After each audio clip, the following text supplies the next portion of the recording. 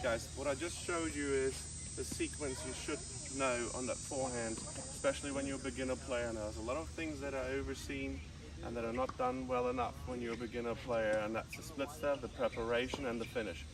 So when you're about to see that ball coming from the other side, you need to make sure you split step, and right when you're about to land, your opponent hits that ball, so you can see when it comes off the strings if it comes to your forehand or backhand. Today we assume it comes to our forehand.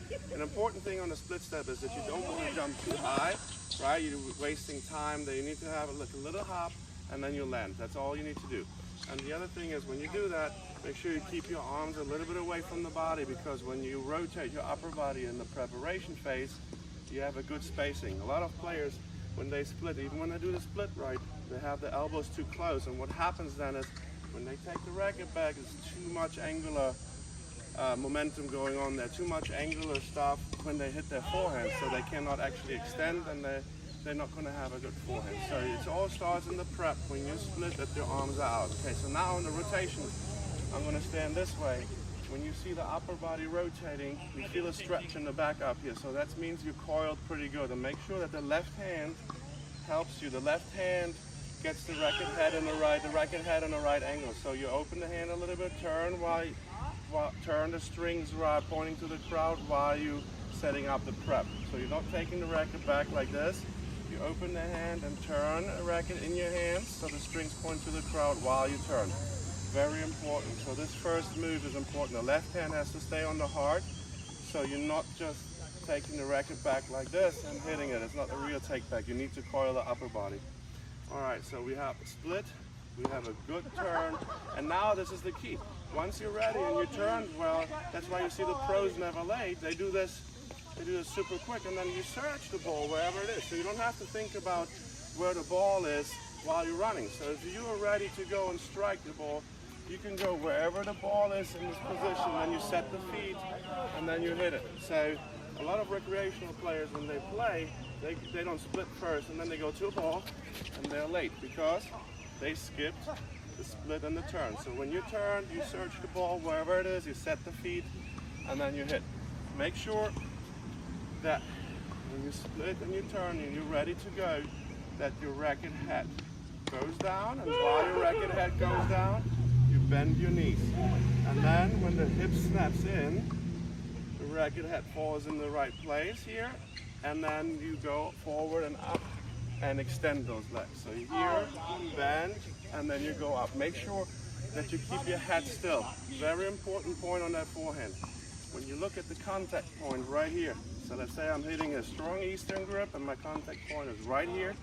If I move my head a little bit, you see how the contact point goes up. Just this little movement. So a lot of recreational players have too much movement going on there. So make sure that when you get to the contact point, that you're still, you follow through and go up, your head is still, you go up and finish. Another thing on the forehand, when you want to have a successful forehand is, let's go this way again. So when you turn here and you're too tight in the wrist, you will lead with the elbow and hit the ball like this, so you don't get actually underspin on that ball, so the ball doesn't rotate, because when you went down here, you're too stiff, and then you have to go like this. So you have to make sure you go to you turn sideways again, get the racket down, and guide the racket into this position that the butt cap points forward, and then when you're done with the shot, butt cap points forward too. And then it's important for a good extension that your arms are like this when you catch it, so you can put almost a volleyball under the armpit. That means that you had enough rotation and you had enough extension on your shot. That's very important. So when you have enough room under your armpits when you're done with the shot, you can hit a great forehand as well. And on the forehand, one more thing that's very important, your grip determines the contact point. So too many times I see the players, when they play, they hit the ball too close to them right here. And a lot of that is always the judgment on the ball, but your grip is going to determine contact point. So let's say we have a strong Eastern grip like Roger used to play. With the strong Eastern grip, when you look here again, your contact point will be about a little bit in front of your toes of your front foot right here. And then you can manipulate that ball really good with the wrist, and you go finish over your shoulders.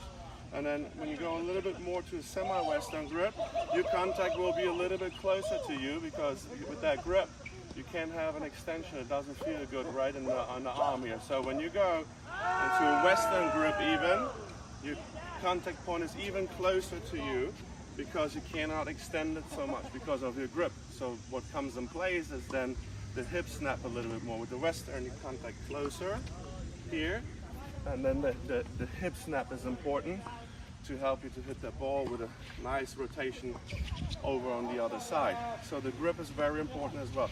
And remember, to change your grip, let's say you come from a backhand, right? You have a continental most likely on the bottom.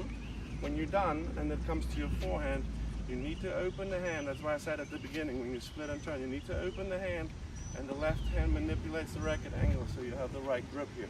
And then you come out and hit it. And another very important thing that players do wrong on the forehand side is you have to judge the ball correctly. If the ball comes deep and fast, there is no time for a high take back, okay? So when the ball comes, as fast as the ball comes and as deeper, as shorter your take back is. And as more time you have, as more you can have of a take back. And important is, when you look at me right now, when I take my racket back, so when I'm here, I can go and have a back swing like this. If I have enough time, that's fine. But do not try to go too far around here. You're going to struggle, because when you go too far on a fast surface and the contact is in front of you, it's too much angular momentum going on again. You're going to be late. So you try to stay, when you look in this line, you try to stay anywhere here on this line, and you cannot cross that line. So it's a straight line here. You cannot go around. So stay on this line here, and then you can hit that ball. And you have to determine how fast the ball comes, how much spin the ball has, and how deep the ball is, in order for you to determine how high you're going to take back. So if the ball is fast and medium pace, you can go here, and you stay out on the side here, because everything happens on your side.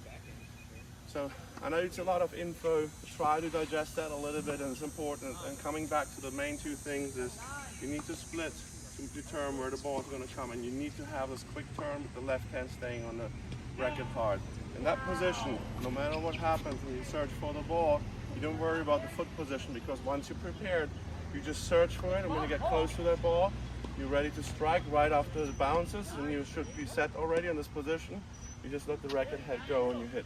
So all those things, guys, are going to help you with a good forehand. Thanks for watching our videos, and don't forget to subscribe.